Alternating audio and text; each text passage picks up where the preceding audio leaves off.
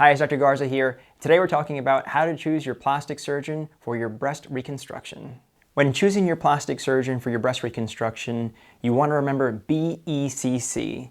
So number one, you want to make sure they are a board-certified plastic surgeon.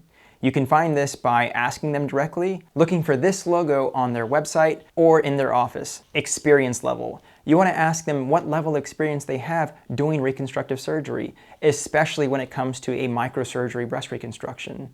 This often requires an extra year of training after the 6 years of plastic surgery training. Many plastic surgeons who graduate from the residency don't have the adequate experience of doing microsurgery breast reconstruction in high volumes. It's important that you go to someone who does these complicated surgeries frequently. For example, I do these surgeries 2 to 3 times a week, and most high volume centers do about this frequency of surgeries within a week to month time period. And do they show you before and after photos of their breast reconstruction patients? The next important factor is connection. When you meet with your plastic surgeon, you want to make sure you have a connection with that person.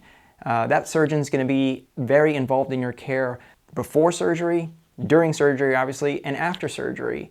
I often see my patients after surgery for up to a year after their initial surgery. So you want to make sure you have a connection with that person, you trust them, and you feel comfortable seeing them for the next year. And lastly, and probably most importantly, is you want to know their complication rate.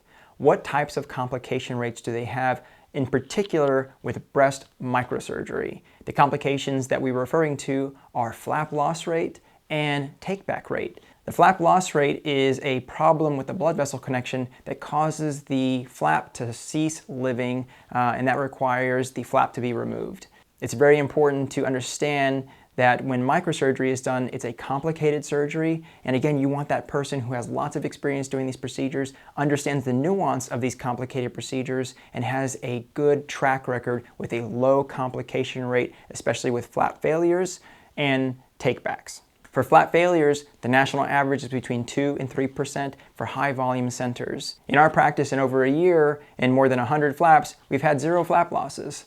And as far as takebacks, we've only had 3. We were able to resolve the issues that were causing potential flap loss during surgery with a takeback. But again, you want those takeback numbers to also be low because again, with experience, your microsurgeon should know what to do during surgery to reduce your take-back rates. A low complication rate comes from careful planning and careful execution.